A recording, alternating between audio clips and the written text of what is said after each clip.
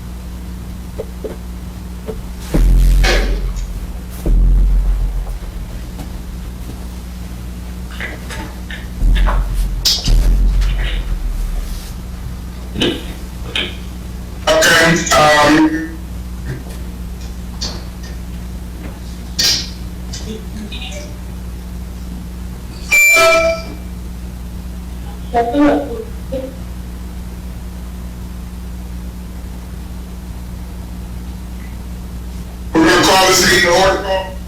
Mr. Miller, Carter. Present. Miller.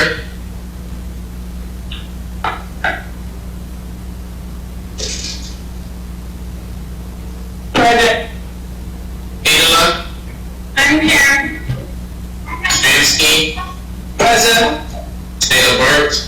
Present. Working.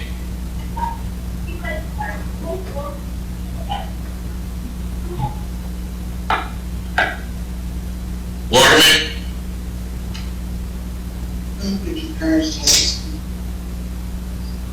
Williams. present. Present, you have quorum. So do we need a motion to excuse Councilwoman Waterman?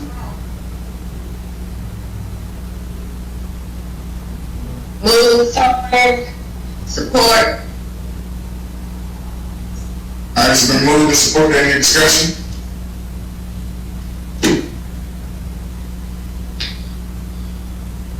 Seeing none, roll call.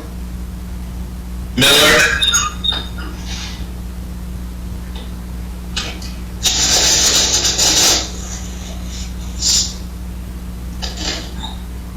Yes. Angela. Yes. Stansky. Yes. Taylor Burks. Yes. Williams. Yes. Carter. Yes. 6 yeas, no nays. Okay, I'm about to turn this meeting over to Pro Tem Carter. I'm leaving the cemetery. I just wanted to make sure that we had a quorum before I left. Carter with you, President. All right. Thank you.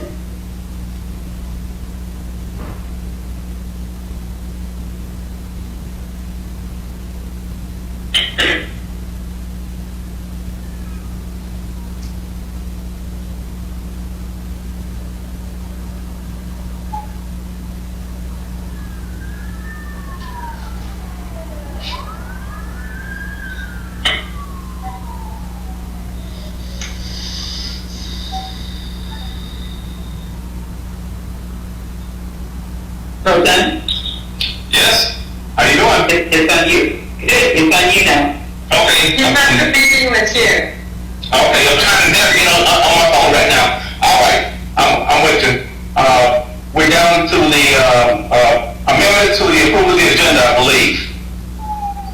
Correct. So moved.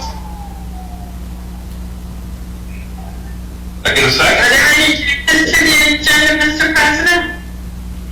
Actually, I submitted a document to the clerk. I'm not sure if everyone received it. If the second copy of the emergency resolution that I supplied last week. Have not received it, sir. You can't see anybody else. So, Mr. Clerk? I'll check my email and see if you. All right. Should have been, I don't know, 11:15, somewhere around there. I thought the meeting was at 6. Sorry. Okay. No, I've not looked at my email since last night. I'm trying to navigate in on my phone. My service is put again. It just doesn't work at all now.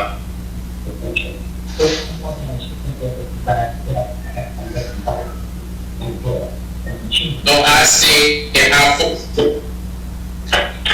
forward it to the council. All right. Mr. President, may I ask that 11, 12, and 13 be received and not gone over? I'm sorry, Councilwoman Mary. There's a delay. I'm listening real carefully. Okay, it's the mayor's monthly report, sir. The personal staff monthly check-in register and city card statement, which we didn't receive. Can we just record those as being received? Thank you. Thank you, Mayor. I appreciate that.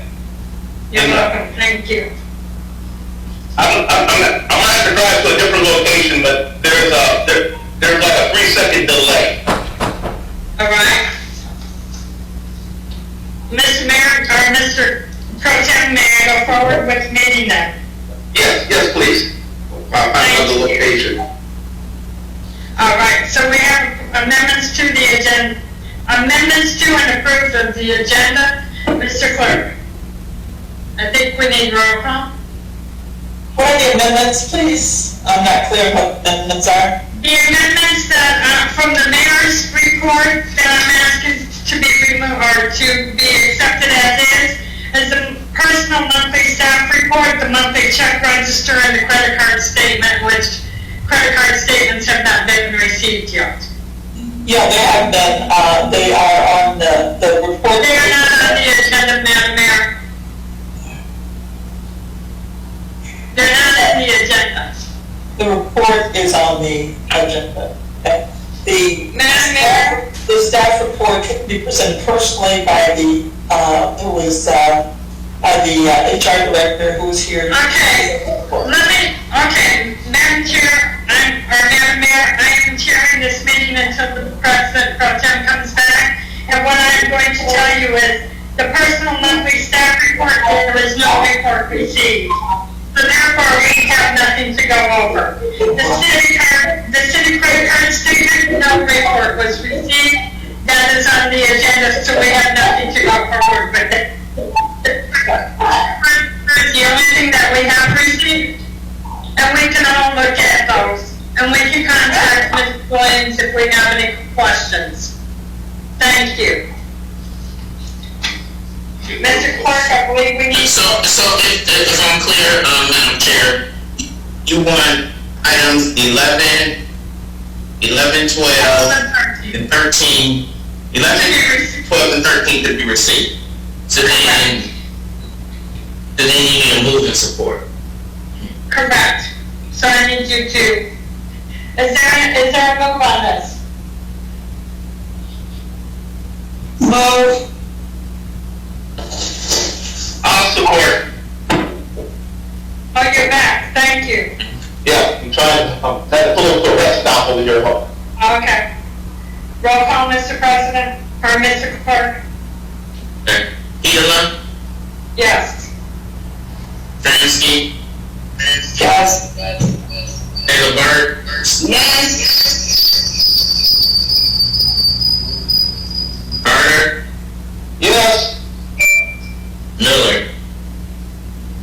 Yeah.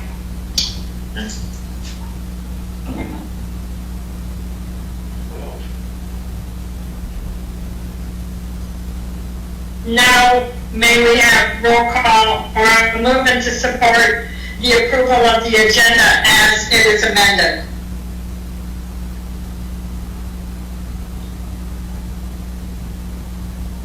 And then move. Move.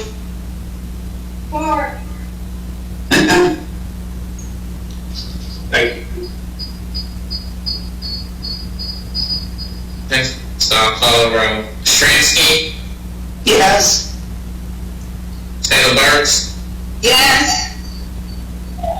Carter, Yes. Miller, Yeah. Pila. Yes. Mr. Pro Tem, are you back in the meeting or? Yes, I am. I thank you. I appreciate that. I just had to reload. I'm turning the meeting over to you as approval for the minutes. Thank you. Thank you, Councilman. You're welcome. Pila.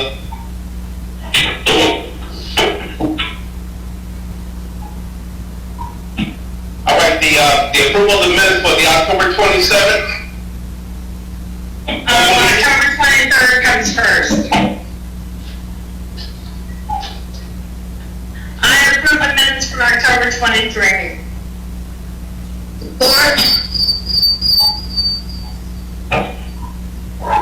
Ms. Clerk, can we have a vote? Taylor Burks, Yes.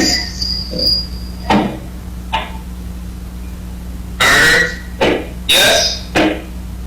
Miller, Yeah. Pila, Yes. Stransky.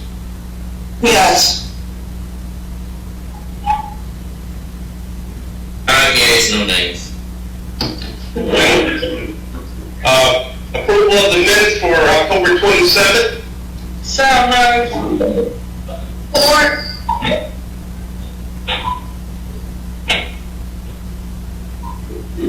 I support. Carter, Yes. Miller, Yeah.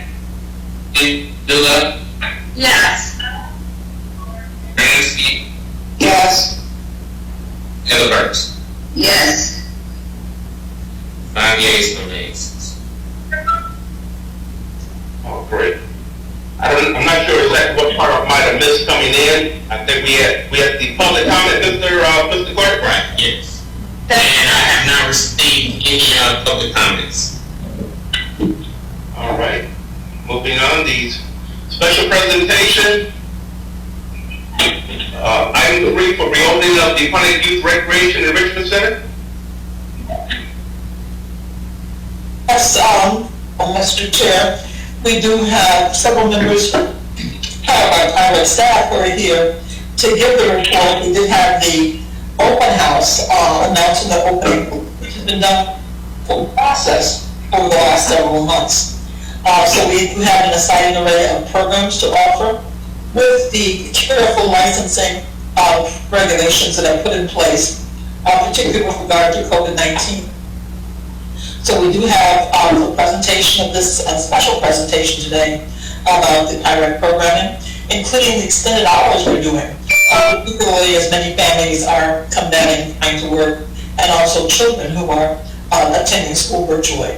So here to tell you about that is Russell Harris, as well as Tiffany Sula and Robert Birch. Russell, or who do you want to start? Good afternoon, honorable council members, the mayor, city officials.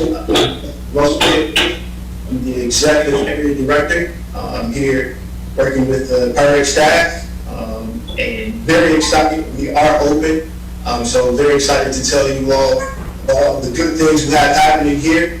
I'll just go over briefly some of the COVID-related procedures that we're implementing at the site, and then I'll pass it over to Robert Birch and Tiffany Sewell to talk about the program. I'm going to share my screen, which is option, so I'll just kind of everybody. So in terms of COVID safety precautions, one of our staff members, as well as every single youth, go through a health screening prior to entering the building. We have one of those thermometer checks, those handless thermometer checks at the door. We record temperatures along with key information, student names, every person that enters the building. We record the names, the time they enter, so on and so forth. In terms of our space, we have our room set up with the safe social distancing regulations in place, which are 6 feet. We have maximum capacity limits in each room, as well as we have hourly hand washing and hand sanitation, as well as space sanitation that we log to make sure that our space is safe. In the event someone was to get access to our club that's been exposed to COVID, we would immediately contact the health department, as well as work with the city to implement our next phase, which was immediate shutdown and cleaning, and then contact tracing. So due to COVID, the space is 47,000 square feet, but due to COVID, we can only have a maximum of 50 youth per day. So right now we're implementing that rule. Once COVID subsides, we'll be at full capacity, which will allow us to program more youth. So that's just a little bit about our COVID policies and procedures. I want to pass it on to Robert, who will talk briefly about some of our programming. Okay, good afternoon, Council, Council President, Council members, city officials. I just wanted to briefly go over some of the programs that we are offering this fall. As you know, we had a partnership with Cranbrook Institute of Science. We've been in contact with them, and they will be returning to offer their customized STEM hands-on lessons and science activities. Another program partner that's returning is the YMCA, and they will be here twice a week to facilitate their mobile sports program and pop-up play program. Partners include Charity Music, Girl Scouts, and our ongoing partnership and relationship with the Sheriff's Paddle program, and they will be implementing their sports programming, karate, soccer, and some of their other programs such as dance and cheer. Real quickly, Charity Music, they will be back to offer some virtual and some hands-on music lessons and some instrument sampling safety with all the appropriate COVID guidelines. And with that, I'll turn it over to our program director, Ms. Tiffany Sula. Hello, I am Tiffany Sula, program director of the Boys and Girls Club side and powering the programs here at PIREC.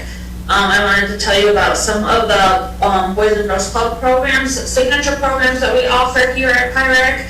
We have Smart Girls. It's a small group health, fitness, and prevention education and self-esteem enhancement program for young ladies, ages 8 and up.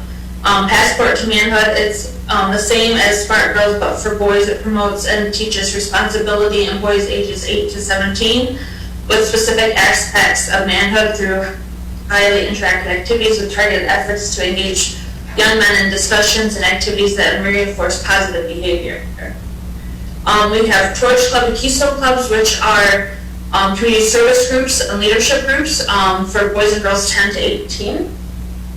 Youth for Unity, which is one of my favorite programs. It provides youth with the groundwork that will help them better understand diversity and combat prejudice and discrimination.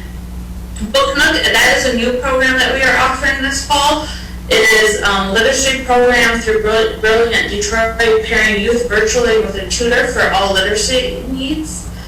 And then we have Power Hour, which helps members ages 6 to 18 with academic success by providing homework support, tutoring, and technology engaged activities, which that will be in our morning session, which I'll go over the schedule shortly, but that will be in our morning with a power hour and overseeing school activities. We have triple play, which is kind of a broad umbrella that oversees health and wellness initiatives, strives to improve the overall health of members ages 6 to 18 by increasing their daily physical activity, teaching them about their nutrition, and help them develop healthy lifestyles and relationships. We have sport and fitness, just like Pirate had before.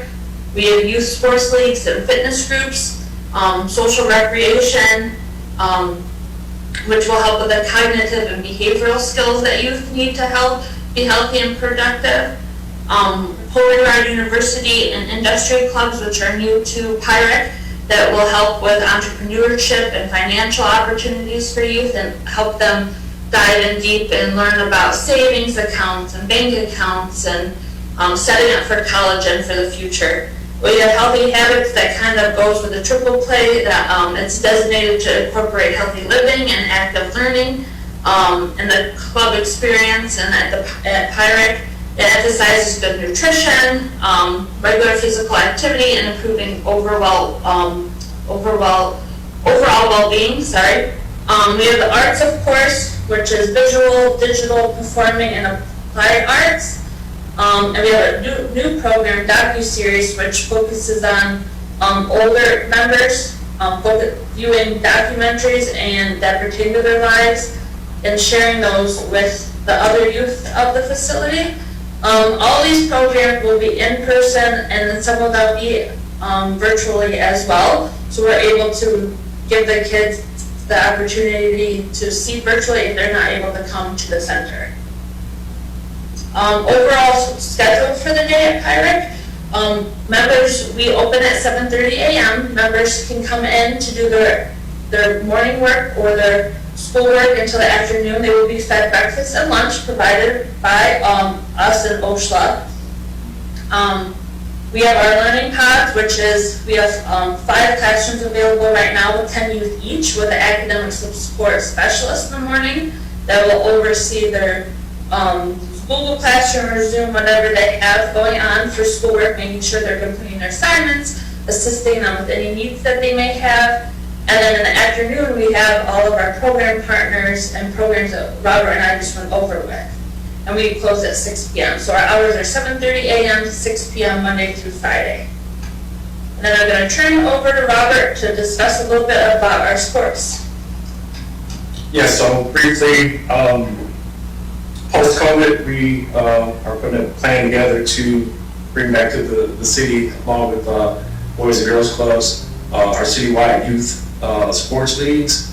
Once it's safe, we have citywide basketball, flag football, and even possibly tackle football, community staples such as t-ball and baseball, and of course soccer, and then PE sports and sports camps and clinics as well. So all in all, we're excited to be back, open for our youth. We have an open house this evening at 6 p.m. All are welcome to join us, and yeah, just want to open up for any questions. Colleagues, any questions? Yes, I have many. So do I. So please. And I don't think I like mine. Yes, thank you. You know, I'm going to speak for me. I'm sitting here appalled. There's no way in the world I would fit my child over to any student right now. My heart go out to any parent. I know because I'm watching mine, because I don't want mine out there. And I don't care if my grandkids is any better than any child in the city of Pontiac or anywhere else. I love them all. And what I'm about to say means it for all parents. It is not safe to send your child into an environment like that. It is not safe because right now it's coming into the worst fall season, worst season yet with this pandemic that we got, COVID-19. There's no way I will send my child over to that rec center. The rec center, that's my opinion as a council person, maybe I can get more, it needs to be shut down for now. If we're talking about shutting the country down, and I watch it every day, all day, why would we put those kids on there in jeopardy? Once they get the virus, you call it help. I think it's a little too damn late to call anybody in. And I'm passionate about this, but I don't want to see a child in the city of Pontiac, nowhere for that matter, contact this virus. We as adults, it is our job to watch and maintain and take care of them. And so these programs that you're talking about implementing, no way you should open up. No way. It is too dangerous for them to open up.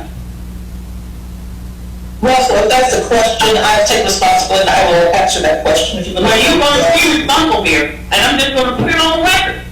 If anybody child go over and get that virus, I'm not going to be responsible for it. As an elected official, I'm on record saying, do not open that restaurant. It is not the time to do this. I know the kids want to get out. I got my grandkids, they wanted the crap out of me. But you know what? They like me more. You can't do it. It's my job to protect them. And there's no way we should be opening up a rec center at this moment. I'm down,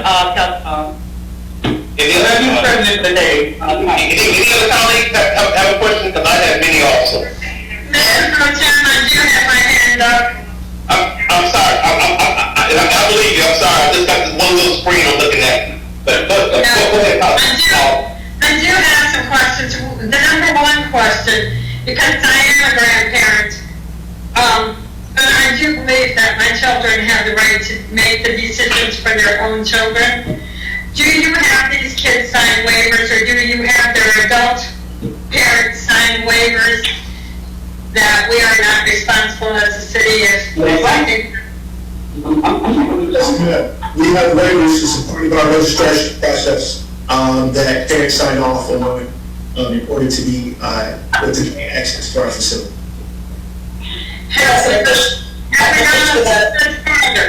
we gone a little bit farther now that we have COVID? Because in the past we didn't have COVID. Do we have them sign a waiver regarding the COVID?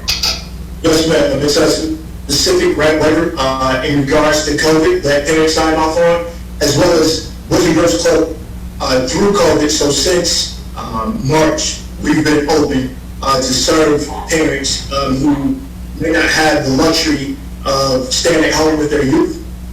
So since COVID, we've been open. We haven't had one issue with anyone in our spaces contracting the virus, which is a testament to the policies and procedures we have in place. Okay, I'm going to say you're covering yourself, you're covering us. The kids do need socialization. They cannot stay inside all the time. They do have to be active with others, their own age, their peer groups. So I'm going to say thank you very much for taking the measures that you have. And I know Robert personally, so I appreciate you guys doing everything that you do. Thank you. I would also like to say, to supplement what, Any other colleagues want to speak, please? I was also part of the presentation, Pro Tem, but I would also like to answer that particular line of questioning, was that I would take responsibility for deciding to open up that center. I was going to put down, issue the emergency executive order, and open it up very carefully. As you see, we went and got the expert advice of Boys and Girls Club, which has opened all of their clubs very safely. In addition to that, we have passed extensive licensing inspections. We've been going through licensing for the past 4 months because the health department also has very specific criteria for how these centers are opened up.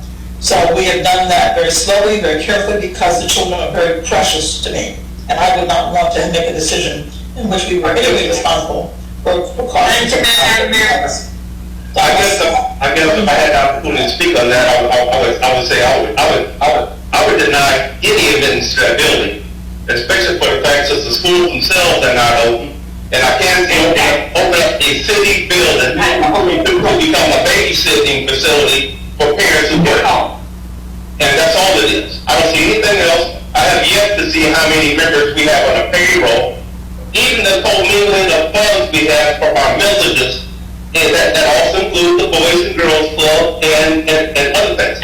Right now, I can only visualize We are paying employees and other people to have a job, and I can't see any children having transportation to get over to the Pyrex building. If they could, they need to be in school. If the schools aren't open, they don't need to be there, and we don't need to be a 7:30 in the morning when the kids would normally be in school. And they should be in school. There should be no children available in the Pine School District that's in the Pirates building. So we don't accept anybody over 18. There shouldn't be nobody there. They should be at home online or they should be in the school during the designated time. And I have yet to find out what the Pine School District policy is right now, what days they're in school, what days they're not in school, that will coincide anything that the Pirates Center would even offer. That has not been brought up or discussed. I concur, I concur. I'm outraged. I'm just outraged. And I'm just going to say it like it is. We just doing things to disturb other people. Sometimes we don't think. I know that we are titled down from it, but as an elected official, I was responsible for every youth that lives in the city, whether they like me or don't, they can't. I'm looking out for the children. And it is not the time to send those kids over to their youth center. I've been over to the youth center. I've seen the youth center. And it's nothing against no one that works there personally, because I grew up amongst them, have them over there. Because I work in a youth center. The youth center kids are kids. They're running around all day. They touch it. They feel it. They come to kids. They want to be together. You can't watch them 24/7. Somebody may come from home, maybe they're invited, don't know. And then it's, well, guess what? Guess what happened to the parents? Everybody in the fucking places, bro. It's annoying with this stuff. And look at the things that teachers are doing all over the city of Pontiac. Kids, Pirate Center, Claw, COVID-19. I think that it is, everyone has their own opinion, but I think we should stop this. This is an issue that I think as council colleagues, we need to shut this down. We talk about the man from Mr. Fucci from the CDC, and no way. No way. And I think that the peers in Pontiac need to rise. I understand that kids don't have nowhere to go, but do you want to risk your child's life? I can be careful of mine. You can want yours, Carter, but you can't. You don't know what that kid's going to do when they go in that other building with those other kids. When they get together, they're just babies. They don't know. And if it's impossible, Carter, I think we need to stop this from opening.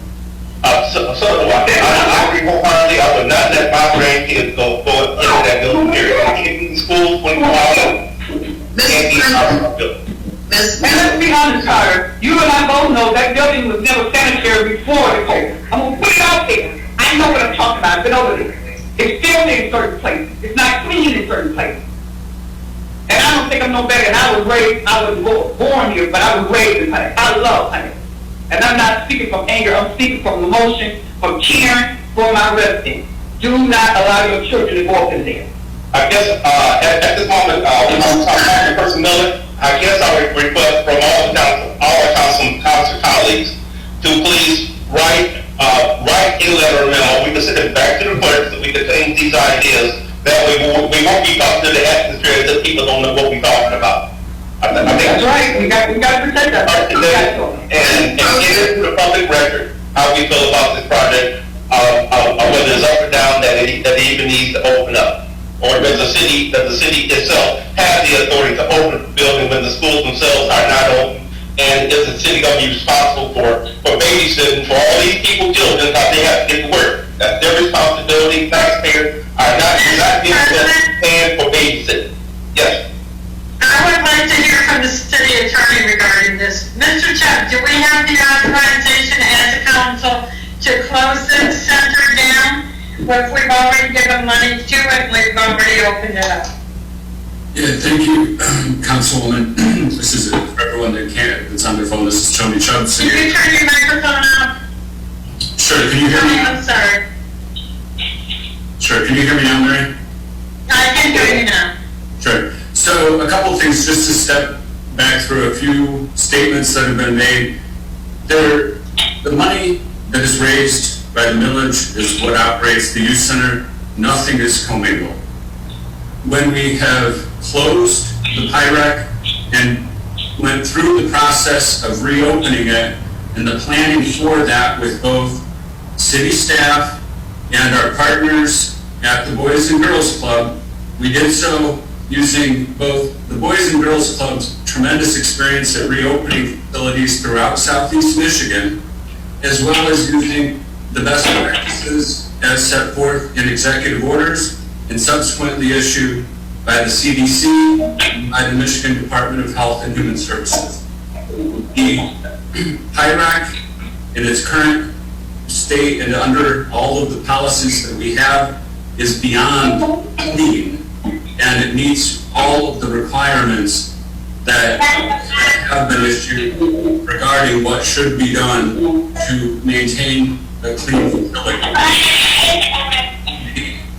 The end of reopening, and well, a large part of that, it was actually another type of application that we filed with the state, so that if we do have the resurgence that it looks like we are having, and we step into a further shutdown level, we now have a permit so that we can continue to operate, so the first responders can continue to go to their jobs at our city hospitals and save the lives of our residents. This is an incredibly fundamental piece of the COVID response. It is not a threat to the health of our citizens. And so some people do have the luxury of having a family member that can keep their children, and that's fantastic. But everyone should know if they don't have that luxury, they absolutely should feel comfortable that we are doing everything proper to operate the PIRAC in a safe manner. And as a result, I don't see liability arising from its operation. And going forward, we will always continue to comply with those regulations as they may change. If I understand you right, Kurt Chubb, you just mentioned that the PIRAC is going to be a babysitting service for the city? Yeah, that's what he said. That's basically what it said. But I got another question for Attorney Chubb, Carter. Attorney Chubb, could you tell me which municipality, have you did the research, how many Boys and Girls Clubs currently open around the metro area? Does it have any open? Russell can answer that probably. Please. Yes, so in southeastern Michigan, we currently have 4 open Boys and Girls Clubs in southeastern Michigan. What about, do you know if they're open? I'm sorry? Auburn Hills are open. I actually oversee Auburn Hills as well. I thought Auburn Hills was closed, or maybe it's closed. Yeah. No, sir. Well, we've been open in Auburn. They were closed. They were closed. But you know, we getting things confused. My point is, Carter, is that this is November. This virus is going to hit unprecedented. Again, I believe we need to go in there and do this right, so that it won't get in the weeds. I say no. I say no. Mr. Vice President.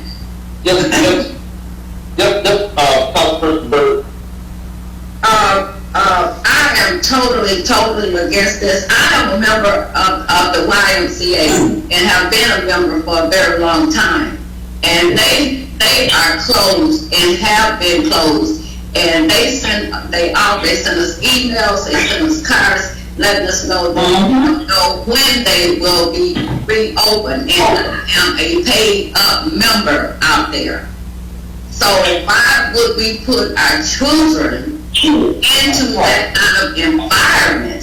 I mean, if I had a child, I certainly would put them in that kind of situation. I just don't see it happening, and I'm not trying to be mean or evil or anything, but it's going to get worse before it gets better. Mr. President? Yes, Councilperson Pila. Sorry, finally here. No, that's fine, and I understand. But I'm going to state my position, and my position is based upon my son being an athletic director in Arizona, my daughter-in-law being a coach in Arizona. They are both very highly skilled and trained. They know what they're doing. They do have COVID in Arizona, probably worse than what we have right now. but yet those kids are out, they're about, and they're active in their sports, they do wear their masks, and they do have activities. We have a facility who is staffed by people who know what they're doing. They have all the PPE that they need for those kids. They train those kids, and I don't care, they're kids, they might be kids. And you might consider them to be babies, but my grandson is 4 years old. And if Michael can learn to do it, I'm sure these other kids are taught correctly, they can learn how to do it. But kids do need social activity other than with their own family. They need to be interactive with kids their own age. So I am going to support this program. I was never liking this program to begin with, but this is the most important time that we have these kids that are active. Thank you. Mr. Russell, thank you again for everything you do. Pro Tem? Yes. Now, what was that 50-50 capacity in the building? Yeah. Megan, I'm sorry, Megan, I am not sure exactly how many people are on the payroll, how many people show up to a building. We did not know how many people there were until the budget hearing came out, and we were all shocked that we had that many employees or people on payroll.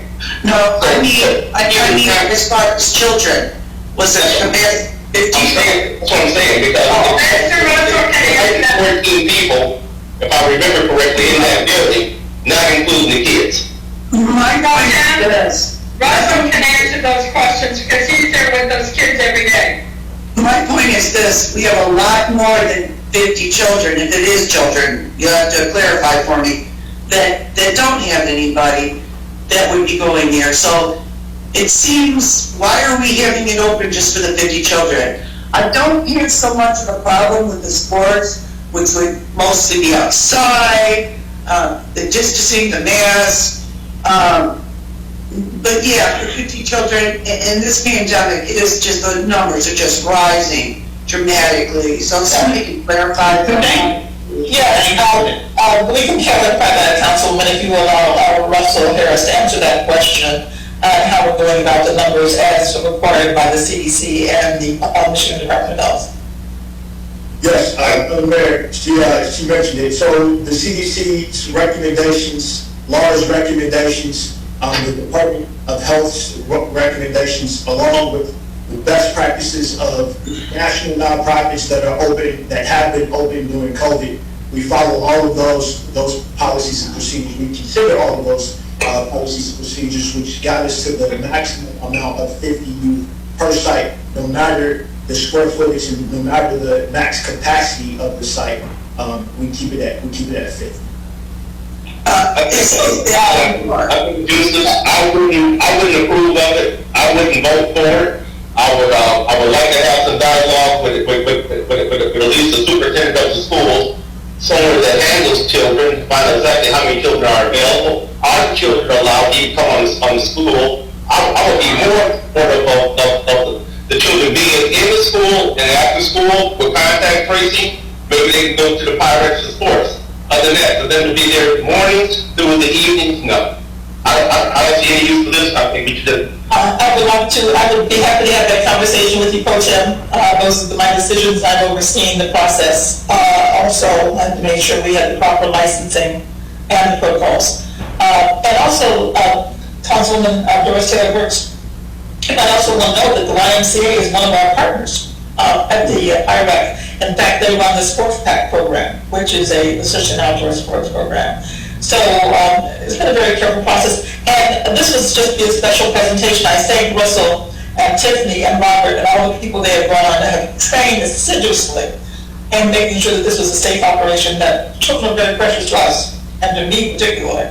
And I don't want the city audience name involved in anything that we don't have the highest regard for and that we are highly prepared for. So for all those parents who are looking to us now, who have jobs that they have to juggle the jobs with the children, since so many of the children are still virtual, they have been very helpful, happy for that. In fact, we're giving a little edge to the first responders who do have to juggle their lives. And you can see from the kinds of programs, I mean, this year they're even more enrichment and intensive kind of programs and availability, given all the partners that we have who are coming in, who've seen the vision to support the enrichment and the education and the health and welfare of our youth in Pontiac. And with that completes our presentation. I still did not get an answer to my question. How many children per day would be served in this building? 50 at a time, but there are, that is the guideline, 50 at any one given time, but there are children who come in at different times. For the colleagues, I guess I'm going to hear from the president. I will generate a letter, send it to everyone, because I have issues with it also. I need more information. Again, I will consult the school just to have this. I would also have to find out whether or not all these individuals were they laid off, were they off payroll, or they've been on payroll, even though the building's been empty.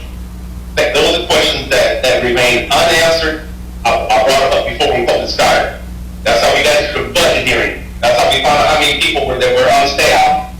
We didn't know anything about it. Item number 4, but I don't for this evening. Okay, that completes this presentation. Thank you so much, and thank you all that who are taking care of our youth over there. I do thank you on behalf of the city of Pontiac. Number 4, Yes, also, Pro Tem, can I say one thing before you go to the next subject? Also, if you would, please, we need to get together on this. I feel very strongly about this. This is touching to me. If there's any way it's possible that we can hold this money for right now, to not open that pirate center right now, especially for inside. If it's outdoor activity, they take it down there as long as they want to shut this building down. We do not get to open it. I'd like to do something right. We need to share something right instead of just words floating over the airway. We're going to do something. A letter from each person, and with that, we can use it for leverage that we need. Okay. I guess item number 4. number 4 is the Mr. President, I would like to hear from the city attorney about stopping the money from flowing. Then we can have them write something. We over the money. That's all the city budget says. Thank you. I'm asking everyone to put it right. Sure, I have no problem putting it in writing. This is an executive function, and the money has been appropriated. I'll put it in more detail in there. That's what I thought. See that habit of making poor decisions. I don't want to be part of it. I don't know. Hold on. Pro-Tem, really quick, just to go along to Attorney Joe was going to give you a memo, just if he could include what was the, if in fact council does or does not have the ability to temporarily close the facility due to COVID. If you can address that issue as well and the implications of that. Because really, I think that's essentially what they're saying. So if you can address whether or not they actually have the ability to temporarily close it, obviously the rent still has to be paid, so it's not like they can just stop paying it. Paying for the facility and the bills that go along with it. But I really would like to know in terms of their ability because of the COVID situation, whether or not they have the ability to temporarily close it. And if you could address that, I appreciate it. Well, just like there are lots about evictions and people can't pay their rent because they're not working, should we give this money back to the taxpayers because we are taxing them for this? That is a very good idea. I think we need to visit that. It's not so much that we're going to pay the bill like we've been doing for the last 6 months. We're going to continue to take care of the building. We have to take care of obligations. But that's something maybe I need to go be Attorney General for the state of Michigan and find out. If we feel for COVID reasons, we're not saying close the building. Of course, we got the obligation, we have to pay the rent, we have to take care of the building. I'm saying there has to be any fear of individuals in the building because of the COVID situation. Because of the outstanding numbers that I'm hearing yesterday in Michigan alone. I agree wholeheartedly. I believe the CARES Act that people became unemployed due to COVID. I understand. There's a place they keep drawing funds from there, not using taxpayers' money. I understand that. Right. Okay. The money is. I'm so I get stationary again. Item number 4, Ken, Ms. Martin. Yes, item number 4, thank you, Pro Tem, I put on the agenda. You know, we are adding different broadcast networks and extending the technology of the city of Pontiac. We effectively have a strategic plan with IT to go to the cloud for a lot of our functions. But we're going to start with that strategic plan by having IT come and talk to us about one of the telecommunications strategy, particularly if we want to have the opportunity to get a new phone system. So here to present is Frank Anton and also Ken Martin. You know, I think there's a lot of background. I think it may be coming from you, Councilwoman. Can you please mute because there's a lot of background noise. That'd be great. Thank you. Frank Anton and Ken Martin, please. Thank you, Madam Mayor, Council President, Council members for giving us some time today. This is actually Matt Pickard. Mr. Morley, right? Sorry. Yep. All right, that's one. Yep.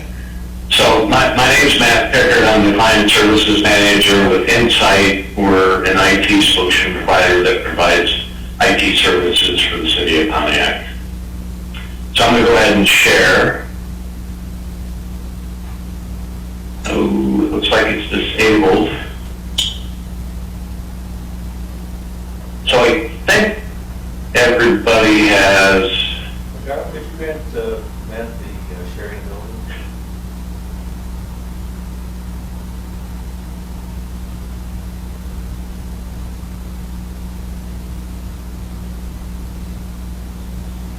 Future. I went to this page and I don't see where it says share screen. Allow the share screen. And All right, IT, in the future, I want IT to maintain the IT capability.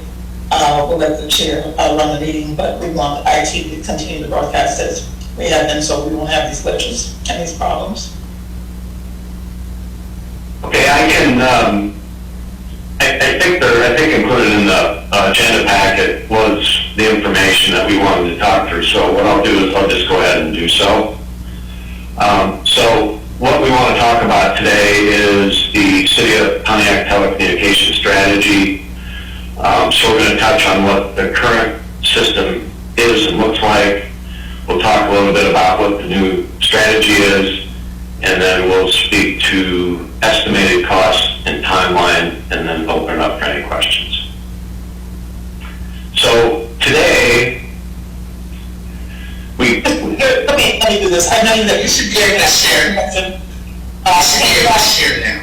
All right, let's get the presentation so he's able to give the documents he has. Okay, yeah, I can share now. Then we'll do that now. All right. Yes. All right, so can everybody see my screen? I don't have that capability. I'm sharing the presentation. Can everyone see it? No, not yet. No, I do not. Nope, I do not either.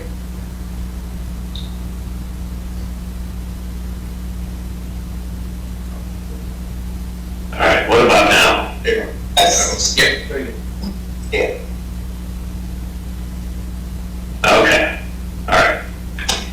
Okay, so we'll talk about the current telecommunication system, the new strategy, and then we'll kind of wrap up with estimated cost and timeline, and then open up to any questions. So today at the City of Pontiac, we've got a visual here to kind of help, at kind of a simplistic level, just identify how we communicate within the City of Pontiac, as well as the internet and the phone system. So at the very top there, we've got a picture of the internet.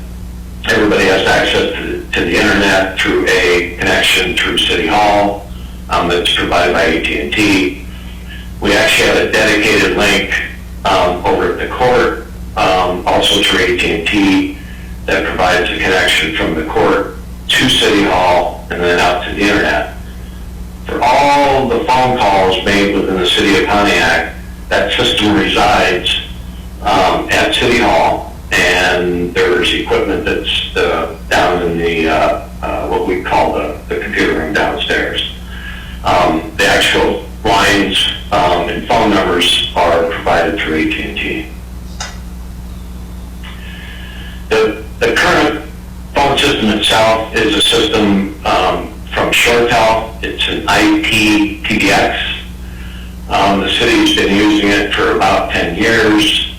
Back when it was put into service 10 years ago, it was at that point considered to be state-of-the-art from a voice over IP standpoint. 10 years is a long time, as we know, in regards to technology. Things change very quickly. So there's some new technologies that have emerged over that period of time. The good news is, from a value perspective, things in some cases tend to be less costly, but you actually get more capabilities for it. So some of the current system components with the current telecom system we've outlined below, mentioned the ShoreTel IP-PBX. Along with that, there are AT&T voice SIP trunks that are actually used to process the phone calls when the calls are outbound to another organization. Calls that come inbound come through the SIP trunks. The current system has the ability to handle 46 concurrent calls. Just as a point of reference, what we typically see is less than 50% of that capacity. So there's a lot of extra capacity that actually does have a cost with it too. There's currently about 106 ShoreTel IP desk phones. So those are the phones that are at City Hall and the court. The biggest challenge we have today is that the actual system itself is really at capacity. There's no room to continue to grow and expand it. We also have 16 fax lines that are used between City Hall and the court. We have a 100 megabit per second AT&T internet connection at City Hall, which the district court uses as well to access the internet. Lastly, we have a 50 megabit per second private AT&T connection between City Hall and district court. So we kind of want to speak a little bit about just the cloud in general. It's something we see almost every day. Even on TV, you see a lot of things around cloud and services and whatnot. So just want to speak a little bit about what the cloud at kind of a high level really is. It's really a consumption-based, by that we're referring to usage. You pay for what you use. For technology resources from many companies that provide these services. The big ones that we're all probably familiar with from a brand recognition standpoint are Microsoft, Google, Amazon, and there's many others in the marketplace today.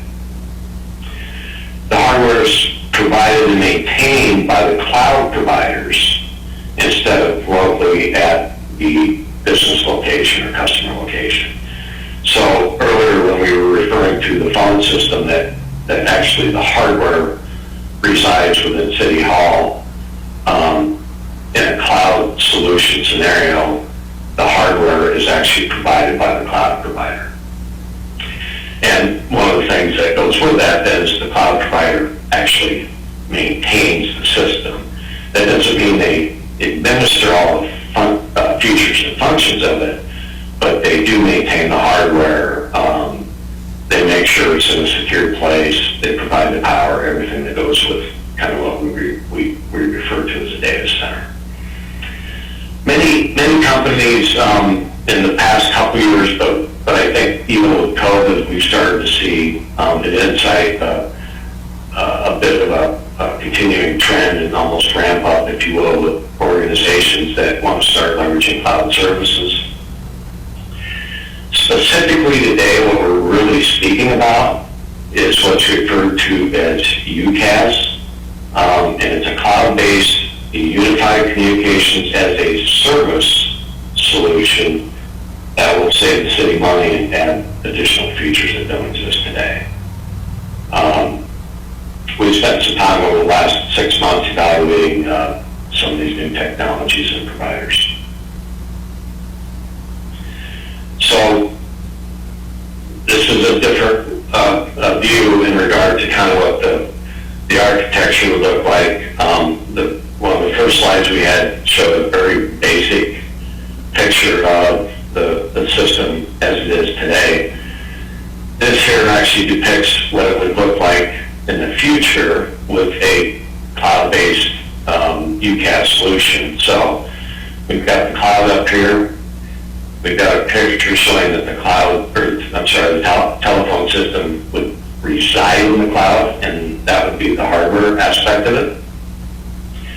We show a couple satellite offices, it could be youth centers, but anything the city does over time, if they grow in terms of facilities, the beauty of it is that this cloud system can be easily deployed. We show City Hall at the bottom, and we show the court. All these locations have direct internet access to provide connectivity between the court and City Hall. We would leverage what's very commonly used in the technology space today that's referred to VPN. And then the other aspect is we've got a mobile user over here with a laptop, or even a phone for that matter, that can leverage the new system as well. So the solution that we started looking at 6 months ago, there were a number of them, but the most important part of this is that we really wanted to focus on who are the market leaders within the industry today from a technology standpoint for unified communications. So the Gartner Magic Quadrant here shows us that we've got, up in the right upper quadrant, we've got Microsoft, Cisco, 8x8, and RingCentral. Typically, when you're looking to make a technology change, most organizations will factor in that as part of their decision-making process. So what were the key things that we looked at in terms of evaluating what made the most sense for the city moving forward? So the things we looked at is on-premise, which means it's on-site versus cloud-based. Needs to be cost-effective. What are the telecommunication costs around the solution, and how does it change from what it currently is today? How easily does it scale to allow for city demands over time? Whether that's growth or growth and then some change where you have less space that you would use, so you can actually adjust it as you need to very easily. The next one's a very big one. How well does it support mobility and integration with future solutions? An example of that would be Microsoft 365. Availability and redundancy within the service is very important. Security is certainly an important element of it. And then lastly would be reporting and audit. Does the system itself have the ability to provide reporting data if needed for usage, calls, all that type of information.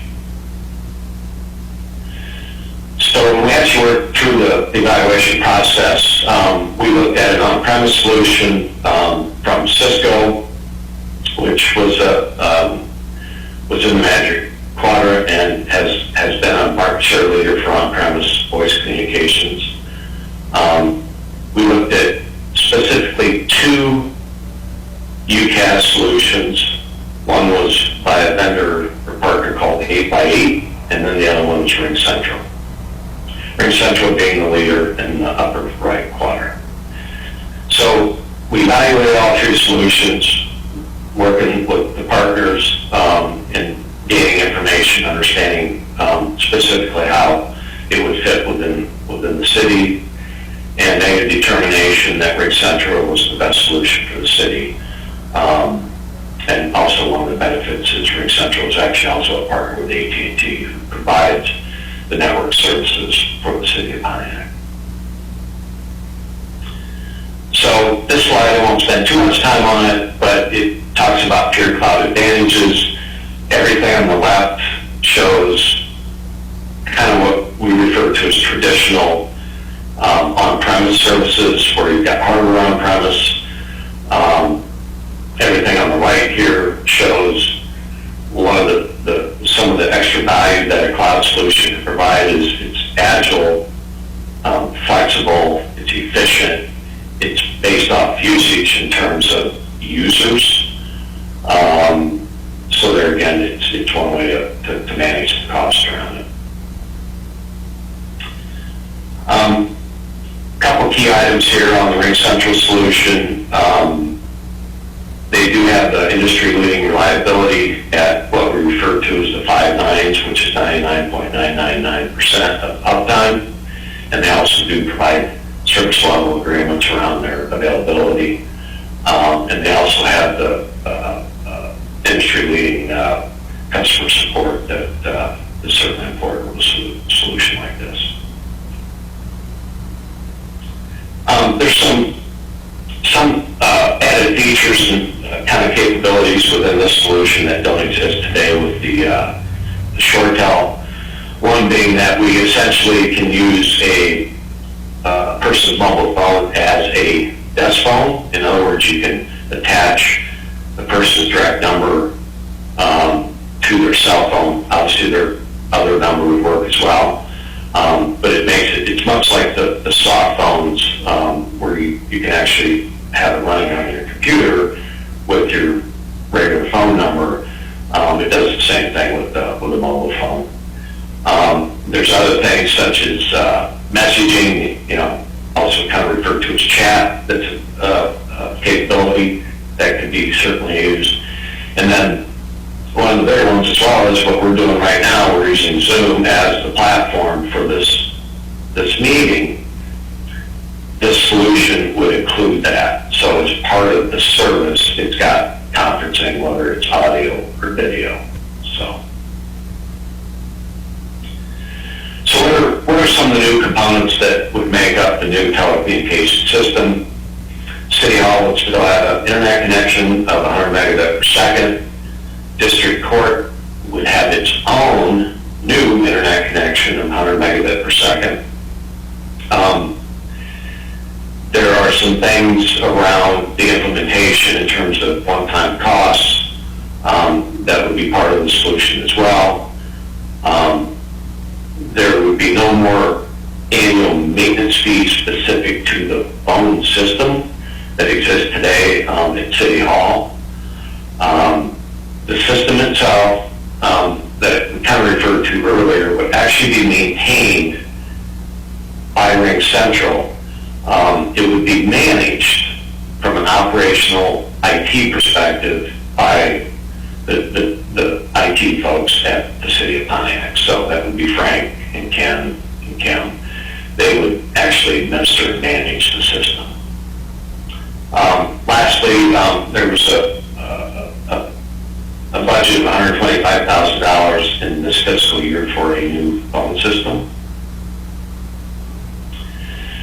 So if we look at some of the actual numbers here, we put together just kind of a summarized table here that shows today our annual costs for AT&T Communications and the ShoreTel costs, which include maintenance and everything, is $93,000. With the new solution and strategy that we're discussing now, it would include a reduction of the AT&T costs down to approximately $30,000.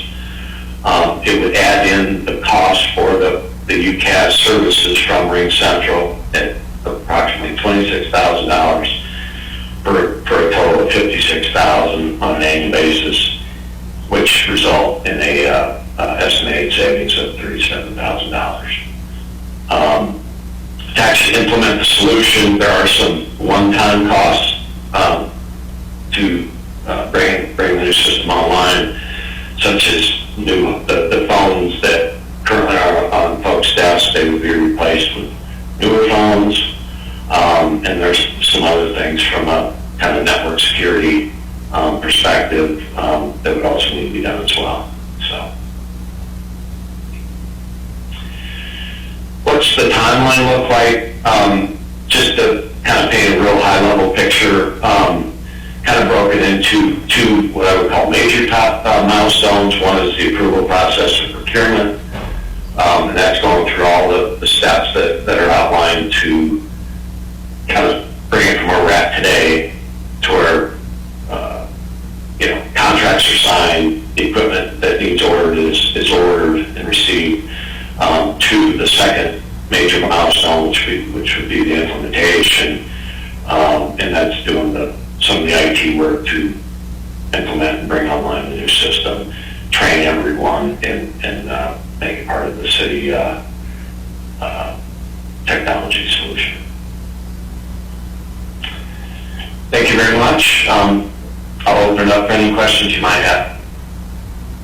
Matt, I've been listening. I'm just trying to figure out why we didn't just go to cell phone. They already in the cloud. I really can't see voice over IP anymore, and I can't see it's going to benefit even with the pegs. I mean, I didn't hear peg mentioned once in this announcement. I'm sorry, Councilman Carter, I did catch the second part. I heard the part about the cell phones. Right, and I'm mentioning about the pegs. I mean, the public educational and government channels that the public utilizes to watch, that's always scrolling up through the modulators or whatever. And it seems like having a system that has voice over IP, then the city broadcast will be voice over IP also. And they should have digital capabilities to pick the signal up a lot better than the results they're receiving now. But Mr. President, isn't that, with all respect, isn't that with the Comcast cable, not with the phone system? It is, to me, it is useless having AT&T and Comcast. It's one or the other. But isn't the tech system coming from Comcast, not the IT department, but the cable or the cable? Matt, could you elaborate on that? Why we have two systems? I mean, Comcast can do the whole thing. My question is, we have the pegs through the Comcast, not through the IT system. The IT system is the phones and the fax machines, the copiers. Right. It doesn't do the broadcast. The broadcast is done through the cable, but that's from the cable advisor. Right, those are two separate systems. So what we're really talking about here is the city, what I call, technology operations. In other words, the ability to make a phone call at your desk in City Hall, the ability to receive a call from the outside. It's about replacing that and optimizing the AT&T or network services that provide the connectivity across the city, including internet. So it's a combination of the two. The ability to take a cell phone by itself and not leverage the city's telecommunications system doesn't provide the ability to, at that point, it's much like we all, from a personal perspective, we've got to manage all of our contacts, we have to have all those numbers. The numbers that are what they refer to as a distinguished number or a directed or dial number that is specific to a staff member, that doesn't exist on our cell phones today. Very good. I mean, a contact list could be generated to send to each cell phone. I mean, each employee or whoever's working for the city needs to have one cell number, and the contact list can be migrated over them. It gives the same ability to have three-way communication if you need it to go through and port it from one person to another person. I'm just trying to see if we move to the cloud, there's no use of having a server or anything else at the city. You won't, and so Councilman Carter, that's one of the benefits of this. There won't be a server at the city for this. The provider, in this case, Ring Central, provides all that infrastructure. There's no, you need the services that you still need today, which are an internet connection, that's a requirement, and not used just for, it wouldn't be just used for the voice aspect, but it's used for everything else that the city does from a day-to-day standpoint that's internet-based. Anyone else has any questions about the system? I do. Please. This might seem like a silly question, but in our present phone system, if a constituent calls you and they don't leave their number, you have to go through the menu, and I think it's called examine envelope or something like that. Maybe you'll get their number and maybe you won't. How would the system improve on that? Would there be a way to do that? So I think the question is, when you get a call, does it provide the caller ID info? Is that correct? I'm going through so many hoops. Right. I'll be very honest, I'm not sure I can say one way or the other if it will or won't. My understanding is a lot of, when we get into caller ID, there's a lot of things that, aren't quote-unquote controllable. It has to be provided by the system that it comes from, and available that way. Oh, so sure, I've seen that. Yeah. I just get a lot of constituents who forget to leave they get a long message and they forget their name or their number. Yeah, I understand. Yeah. Okay. Thank you. I don't think it'll handle the same thing with somebody calling anonymous. It'll be the same thing. Yeah. And if you have a Google phone, you would probably get a number that wouldn't make any sense anywhere. Right. Yeah. Well, it looks like something that really can't be voted on. I think there's too many other little questions to bring up. I think I understand it very well. I mean, I probably would have chose a different route. Again, I would have chose probably a cell phone for every member, and probably and cue view it to a large screen monitor projector if necessary, almost like a Bluetooth. If it needs to be sprayed, shown through a type of projector or whatever. Something had to be better than what we are already doing that we deliver to the public. That is a study session anyways, Pro Tem. I realize that. It's just that we already 1 hour into it and we only halfway done to the menu. Any other questions? Anyone?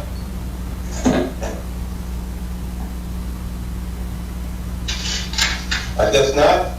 Thank you. Mr. Baker, thank you very much. Yeah, thank you for listening. All You're right. welcome.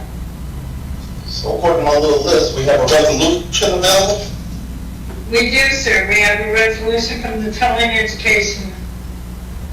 for Education Foundation. And this is a non-profit gaming license. And I don't have all the details, I only have points that I printed out from the agenda. I do not have a copy of that resolution. I'm So, sure it does. Mr. President, the resolution in the agenda, and the Tolling for Education Foundation is affiliated with the Alpha Kappa Alpha sorority. Is their education foundation, and they're seeking a charitable gaming license for them to be able to conduct a raffle. I'm assuming probably for scholarships, but they are a Pontiac. So in order to, based organization, in order for them to get this license, they just need a resolution from the council, which is included in the packet, acknowledging that they are a nonprofit organization operating in the Is this Mr. President, can we ask to suspend the rules and vote on this tonight? I'm trying to figure out what it is. Is this a one-time or is it a continuous? I mean, that's why I'm asking questions, because I didn't print the resolution out. I don't have it with me with my notes. This is once a year. They do this on an every year basis. Okay, all right. All right, that's a lot clearer now, like I said. I had no idea. Would you like to suspend the rules and vote on this? Yes, I move to. I would like to. You got to move from Bert and a support. I didn't hear support.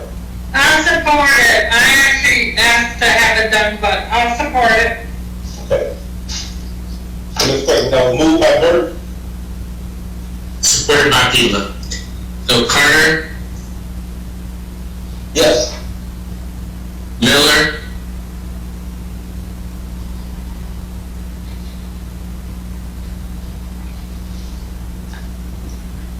Miller,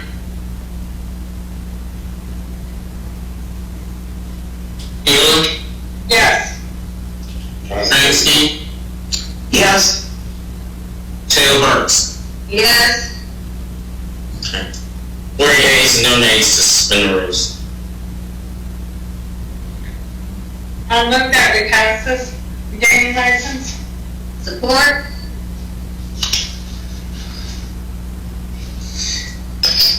I heard one part of it. Okay. I said You support. had a move by Pila and you had support by Taylor Burks. All right. There you go. Carter, Yes. Miller,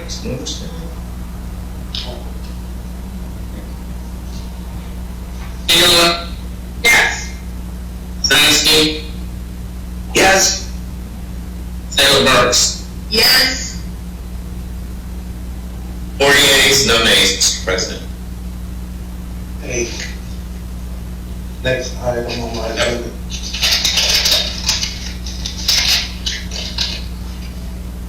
Number 7. It's actually It's number 6. Okay. Yes, number 6, yes, Mr. Chair. Number 6 is the DPW item, which will be presented by our city engineer, Abdul Siddiqui. And it relates, it's just a customary act in which we're appointing the engineer as the streets administrator for the city of Pontiac. So who did the city money have? Has one, and we have to appoint the person for that position. So we nominate, I have nominated, as is customary, the city engineer to be our streets administrator. So they can perform all the functions that are necessary in coordination with the county, state, and federal authorities. Is this a temporary position? It is, well, I mean, it's like coming out of all kind of pots. It's not being clear. I mean, you had John Ballin and he has another job. So I'm just asking. Yes. We have a third person. John Ballard, when he was a city engineer, he was our streets administrator. We now have a new city administrator, so it is customary for him. We have a new city engineer. I would like Mr. Siddiqui to please present this for you, and then you can ask Which fund does he come from? questions. Which fund? He's paid from the DPW budget that you approved. He's our city engineer, and he is a recognized position within the city of Pontiac.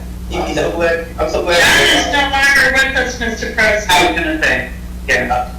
Okay. John is working out of another company. He's no longer with the city.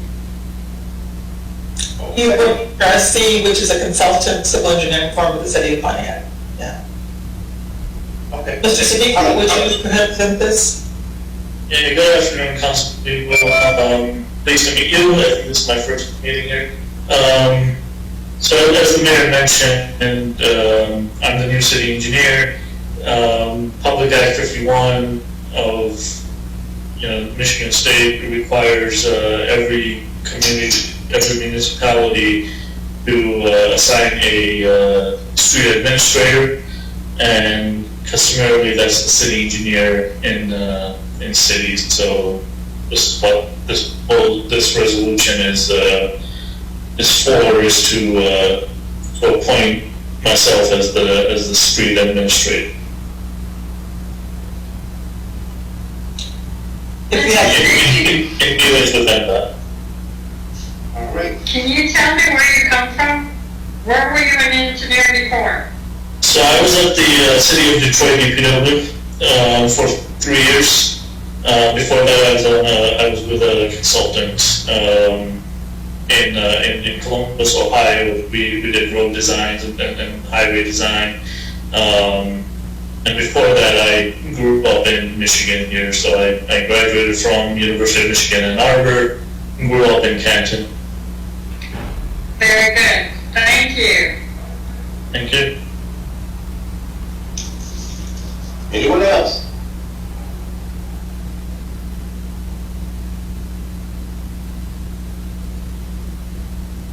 Is it me or just all quiet out here?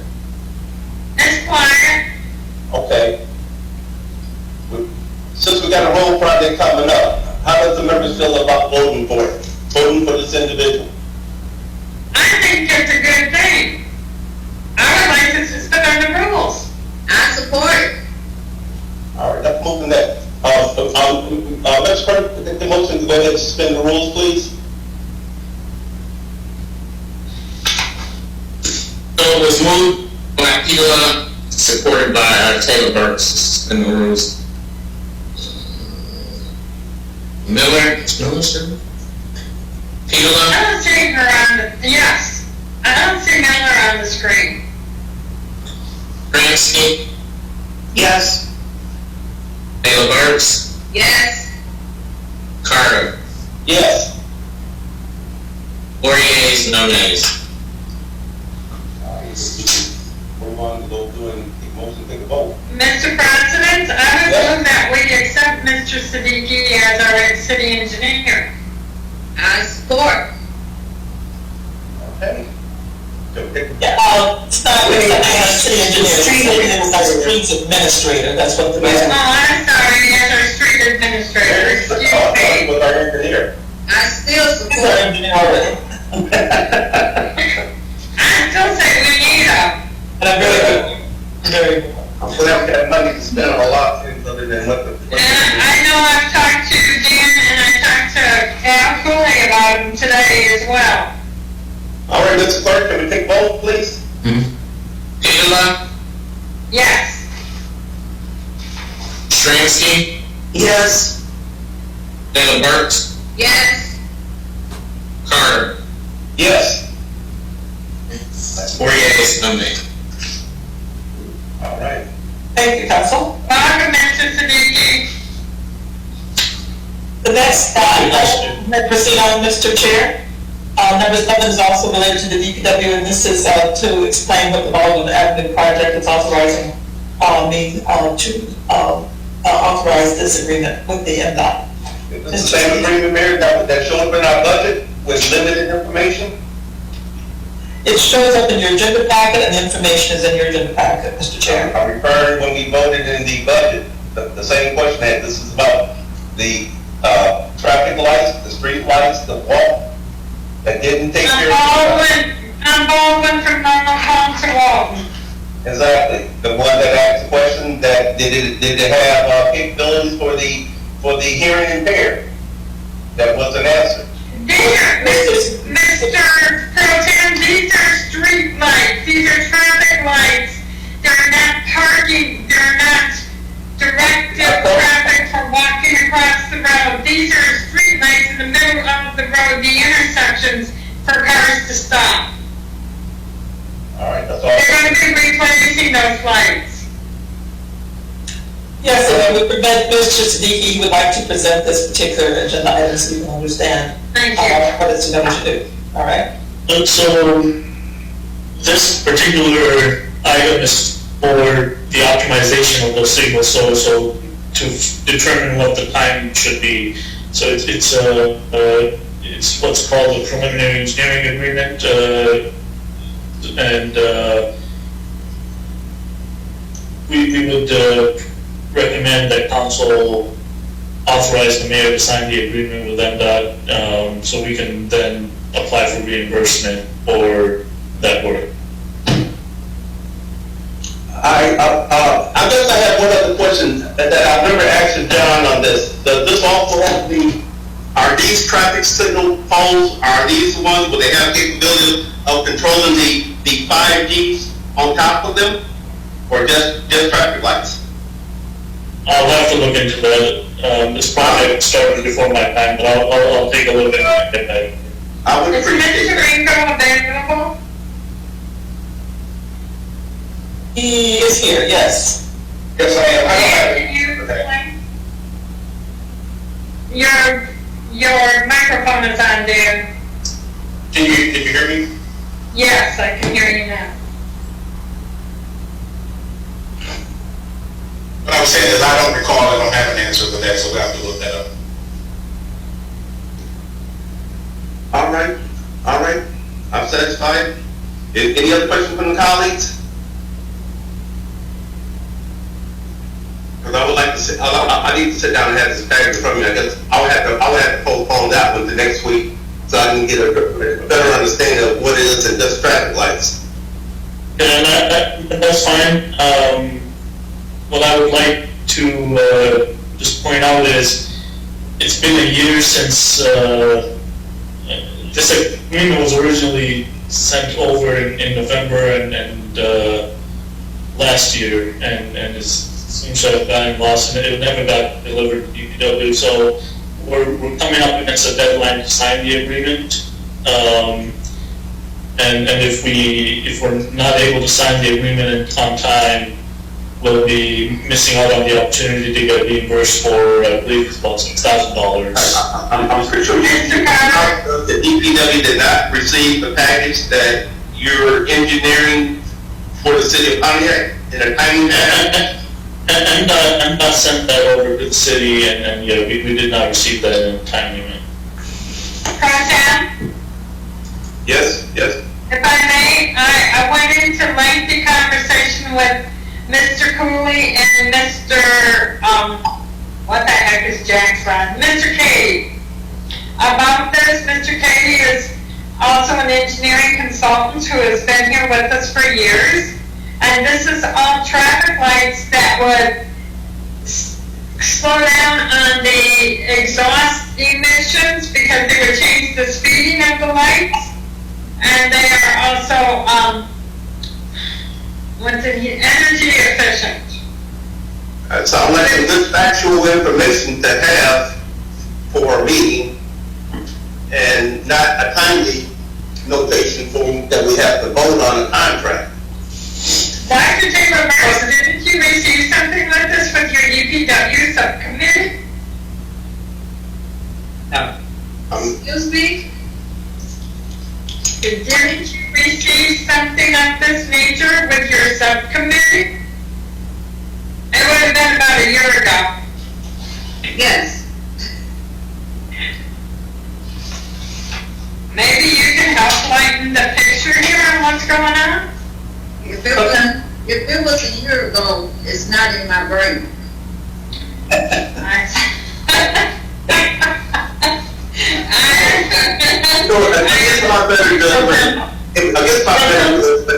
This is almost silly season. I'm going to ask the college to go through it and suspend the rules, call for a vote to get this street light package adhered to. And I guess there can't be a next time for this because this is silly. Mr. Clerk, can we have a motion that we can suspend the rules so we can vote on this item? I so move that we suspend the rules so we can vote on this item. I so support.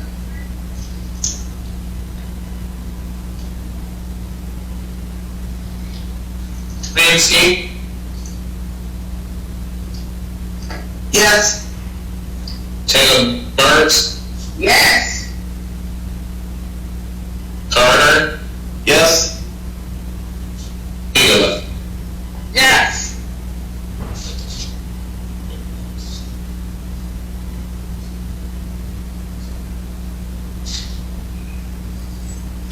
I'm moving support for the actual item now, number 7. So moved to authorize the mayor to sign.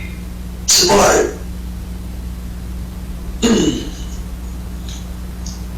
Taylor Burks? Yes. Carter? Yes.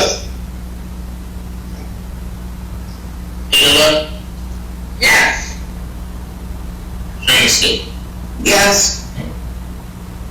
4 yeas, no nays. Thank you, Mr. Clerk. I appreciate that. Mr. Siddiqui, we just passed that resolution. Yes. Thank you, everyone. Thank you. You're welcome. Okay. I just want to make sure everybody gets paid. It seems like that's what we're doing. Well, that's gonna be the next one. The next is concerning a budget amendment. This is agenda item number 8. That will be presented by Dan Ringo. Dan, can you come on mute? Yes. All right.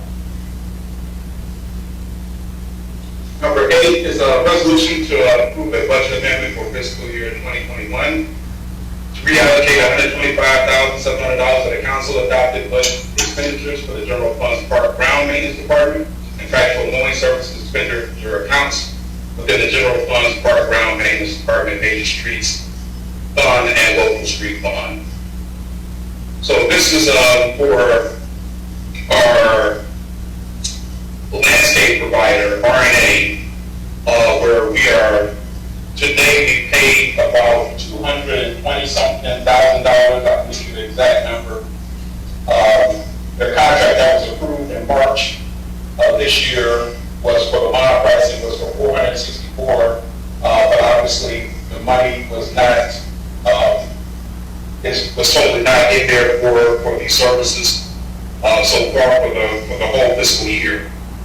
So we are short in those funds, and we are behind paying RNA for the services they've rendered so far since July. Mr. Ringo. Do they also cut the grass that belongs to the county? Yes, they do cut grass that belongs to the county. They do with, for county or for MDOT?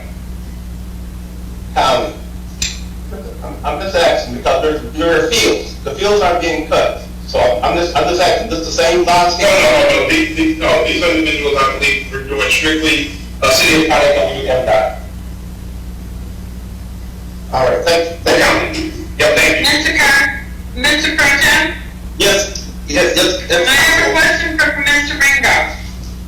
Please. Mr. Ringo. Yes. Our RNA is also going to be our snow remover this year, isn't that, aren't they? That is correct, Councilwoman. Thank you. Mr. Carter? Yes. Thank you. I shed a lot of That light. money, if you said that money is allocated on the different departments from DPW, I would ask, or different funds from DPW, I would ask that we suspend the rules and move forward, get our RNA paid, because we don't know when the snow's going to fall, but we want to make sure that they're removing our snow. Actually, that goes back to a question, Mr. Ringo, from prior, not on this one, but will all the roads be taken care of? I never received that map or that information. Just as a sidebar, we can work on that later. I'd like to know, make sure that all the streets will be covered. You can vote on this. We can talk in the meeting or council. Definitely, I can respond to you as I always do, but definitely the way this is RNA as it stands now contractually are obligated to take care of the local roads north of M59. The Department of Public Works take care of the major roads and the local roads south of M59. So as it stands now, everything is covered. However, again, as Councilwoman Pila stated, they are the person that takes care of folks' snow for local roads north of M59 and our landscape. So we just want to make sure that they're paid and there's no issues because we received snow. Cover our streets. Yeah, we received snow Veterans Day a year ago. So just want to make sure that this is taken care of. So thank you for your consideration on this report. All right. Okay, Mr. Clerk. Can I ask you a quick question? Yes. So you said you did the contract in March, and for 464, and this is for the lawn, and also they're going to do the snow. So my question is this amount going to suffice for what you perceive to be? I mean, I guess my point is that it seems rather soon that you get a budget amendment for this. So, this is taking in contemplation everything. So there's still going to be an excess once you pay them because you haven't paid them. Is that what you're saying? Are you still going to have money left over after you pay your bill with them currently for the snow removal services? Is my question. Well, that should be something. The snow removal should be fine. And what we say this, there will be a request for snow. This is mowing services because again, right. So there's because again we have to respond. At least Public Works bill, we have to respond to the increase in the ordinance for local roads. And in addition, there will be additional services that was not contemplated prior to the budget regarding Pirate. So those will have to be contemplated. So there will be an additional request. So the 464 that was budgeted, and they require an additional 125,000. So how did that come to be in terms of this significant increase? So one of the things that we explained prior when we asked for council to approve RNA was number one was the service that we received from our prior vendor, and that we increased the level of service, which the Department of Public Works is satisfied with the level of service and the frequency of service. There were things that weren't being done that was not contracted with our prior vendor, and we made adjustments for that, and so there was an increase in the contract. Now, with the budgeting, if Department of Public Works did not allocate or contemplate the increase in the contract, then that falls on my shoulders as the director. But again, the services have been rendered, and this is where we are. So we've spent what we probably had budgeted for the prior vendor and did not allocate for where the current vendor would be as was approved by council earlier this year. The 464 has been spent. I know the 464 has been spent already. No, the 464 has not been spent. Okay, so when you spent, okay, I guess I'm confused. I'm just not gonna. What I'm trying to say is that we've spent. Well, again, what was actually there? I have to get into you, but we spent over 200 for RNA. We spent $262,000 since July for all the mowing services that we had contracted for them. So then we would not pick up mowing services again until May of next year for May and June. So according to their contract, we would be on point to finish out the year. But the 464, from my understanding, where our budget wise was not there. Not totally. Okay, obviously, because if you contracted for 464 and you only paid 200, that's a shortage of like 200,000 already. But okay, thank you.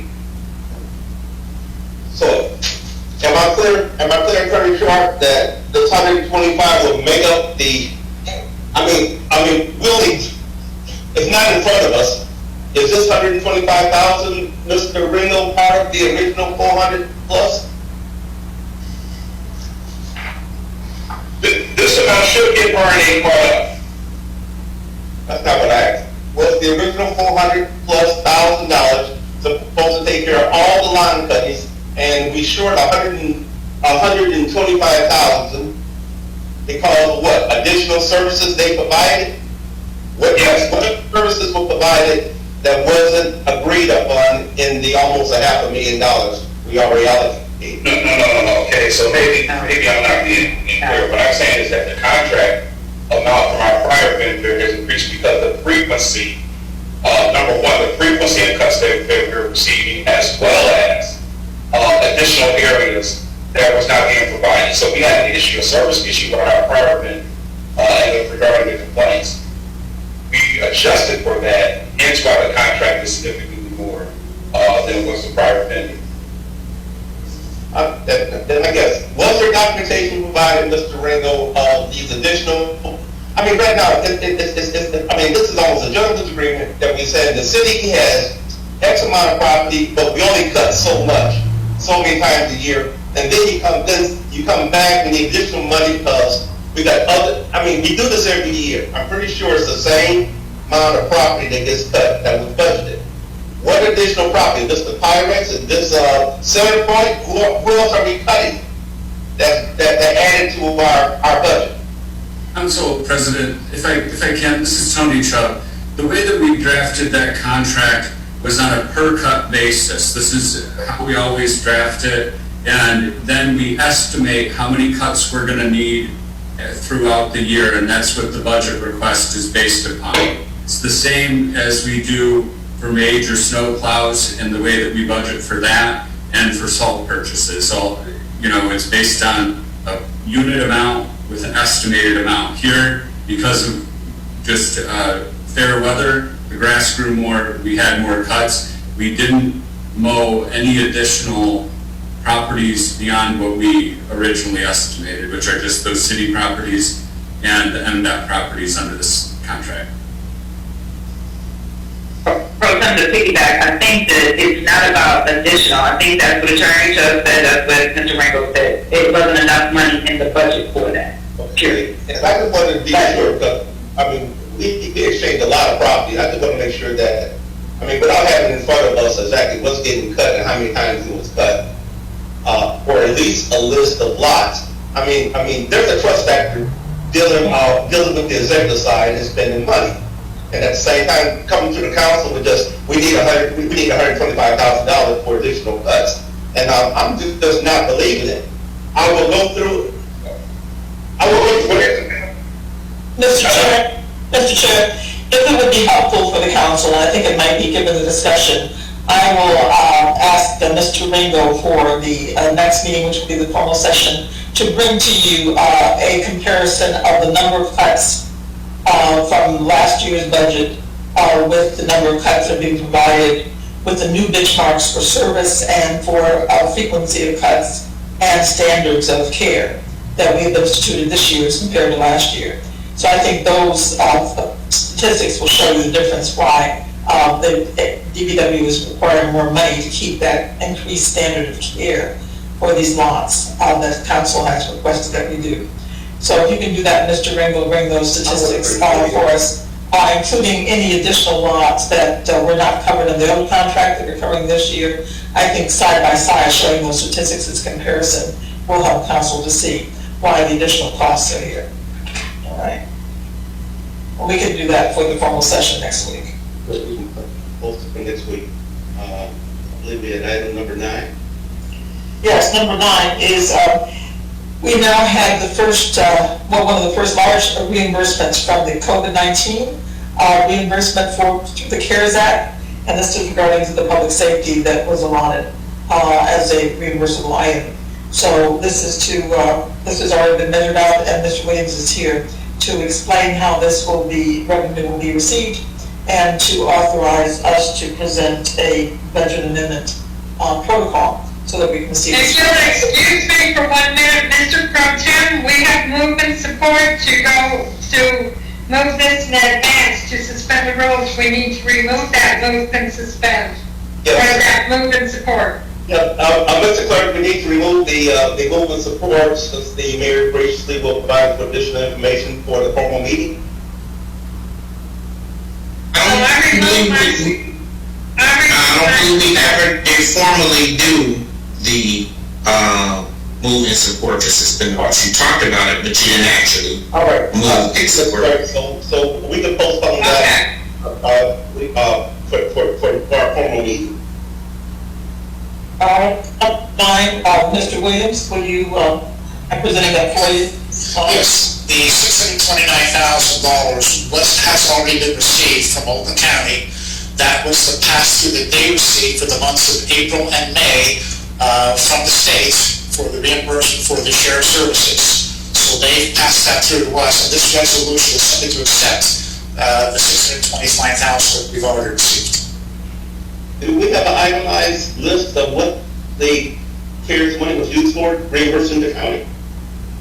It has not been used. It's sitting in our fund balance right now. Yeah. Is there a use for it? Yes. Is there an itemized list of what it's going to be replaced? I'm just asking, I mean, it doesn't identify what the funds were being, was going to be used for. I mean, some other than city mass, I'm trying to figure out what else is going to be used for. It will be used for the general fund items here. As you recall, when the budget was passed by council, the appropriations exceeded the revenues. So additional revenues that we weren't anticipating will help to cover that overage from the unbalanced budget that was appropriated the last budget season. Then Mr. Williams, you should have the overage of what the additional funds were being used for besides the budget we already approved. I don't follow your statement. We budgeted for X amount of dollars, and so if we exceeded that with the money received from the county we're going to spend, there must be a use that we're going to apply it to. No, this was not overspending. This was a reimbursement that we received from the county from the CARES Act, and it has nothing to do with what we budgeted at the beginning of the year. Thank you. Okay, that's very clear. Mr. Pro Tem, you don't have your packet with you, but the clerk can read you this resolution. It is, Mr. Clerk, would you mind reading the resolution in number 9?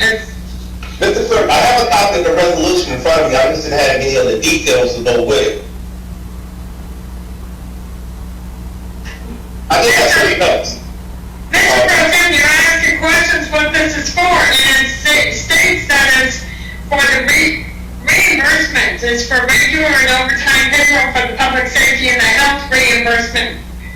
I was asking, they did not declare what it was being used for. We're going to accept some money to be used for something, and the resolution didn't explain what it was used for. Well, it sort of does when it says, whereas the Oakland County Sheriff's Department has law enforcement services agreement with the City of Pontiac for the years 2019 to 2021. And above that, it says, whereas reimbursement is for regular overtime payroll for the public safety and the public health reimbursement program or other coronavirus aid relief and economic security, CARES Act funding. Mr. Clerk, please, I understand that year 2019 had nothing to do with CARES Act that I can formulate in my head. But go ahead. Please read it. I'm sorry, I have to leave this meeting when it doesn't make sense. Bye. Goodbye. Do you want me to read the resolution? Yes, sir. Yes, sir. Resolution to adopt and accept $629,000 reimbursement from Oakland County for eligible regular and overtime payroll amounts received from the state of Michigan for public safety and public health payroll reimbursement program or other coronavirus relief and economic security CARES Act funding. Whereas the City of Pontiac was awarded a $629,000 reimbursement from Oakland County. Whereas reimbursement is for regular and overtime payroll for the public safety and public health reimbursement program or other coronavirus aid relief and economic security CARES Act funding. Whereas the Oakland County Sheriff's Department has a law enforcement services agreement with the City of Pontiac for the years 2019 to 2021. Whereas a budget amendment is required to the current Oakland County Sheriff's Department services agreement with the City of Pontiac to accept eligible regular and overtime payroll amounts that have been reimbursed by the state of Michigan to Oakland County. Whereas the funds will increase the budgeted revenue for the current fiscal year 2020-2021 in the amount of $629,000 for federal grant income. Now therefore be it resolved that the City Council hereby authorizes the interim city clerk to publish a notice in the newspaper general circulation at least 1 week before consideration of the proposed budget amendment to increase budgeted revenues in the amount of $629,000 to the general fund in account 101-000-532.000 grant income. All right, thank you, Mr. Clerk.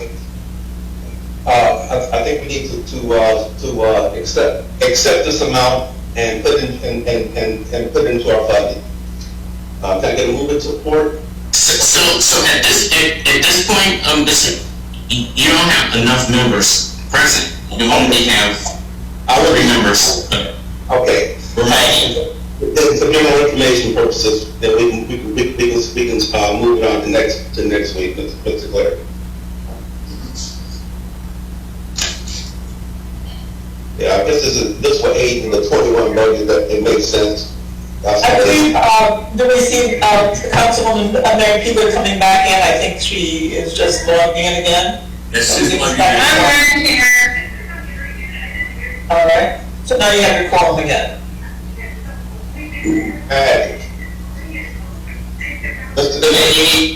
need a motion to suspend the rules. Since we have enough people, yes. What are we suspending the rules on? To go to number 9. Thank you, Megan. Would anyone like to suspend the rules to accept the funding so we can vote on it? Okay, move, support.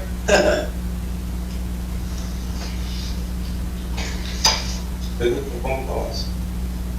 But this actually is for to publish the notice of the budget amendment. The budget amendment will have to be published, and then you can vote 1 week after the publication. Right, you have to publish it for 1 week, correct? Yes, Councilwoman Peeler. Carter? Yes. Peeler? Yes. Tramsky? Yes. Taylor Burks? Yes. Okay, 4 yeas.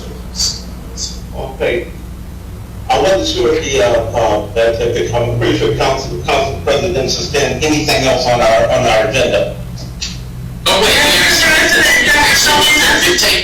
that was just to suspend the rules, so you need to Suspend the rule, thank you. take action on the item. So you need a move and support for 9.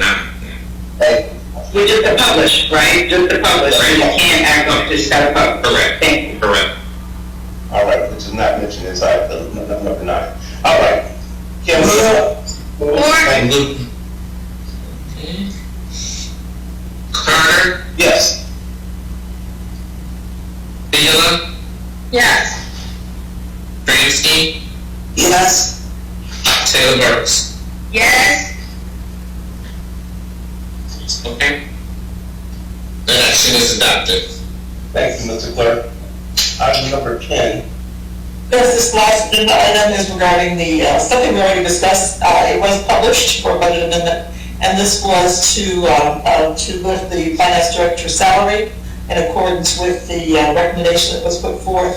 It was published as a budget amendment, and now it's here for a vote. Mr. Carrington, who we previously had approved as our new finance director and ratified him to be the active finance director, he's due to have his full-time start on Monday. So this will be just in time to get him paid. So we're asking council to approve this budget amendment. I was missing out of that meeting.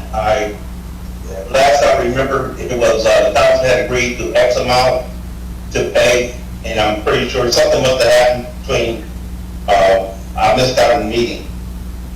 Exactly, what was the salary? As Mr. Williams here, you can present that, but it's also in the budget amendment. That was, the council approved to have published, as is true for any budget amendment. So it's been published and it's now here for a vote of council. Mr. Williams, would you like to present any questions? Yes, I believe that the clerk can testify to the fact that we published it for, I believe it was for $131,000, to set a salary for $131,000, that the council agreed to publish that amount. All right, thank you, Mrs. Clerk. And the only problem that you have with this item, for a budget amendment, you actually have to have 5 votes to approve a budget amendment. You only have 4 members present, so you have to wait till next week. Next week. Right. All right, that was number 10. Number 11, no report. No, if you remember, you amended the agenda and you received 11, 12, and 13. So that's all the items on your agenda. Yeah. Mr. President. All right. Move for adjournment. Yeah, thank you, Mr. Clerk. I call for adjournment. It is 1400? 2 o'clock. Yes. Thank you, Mr. Clerk, and thank you, everyone. Let me pull these minutes up and write this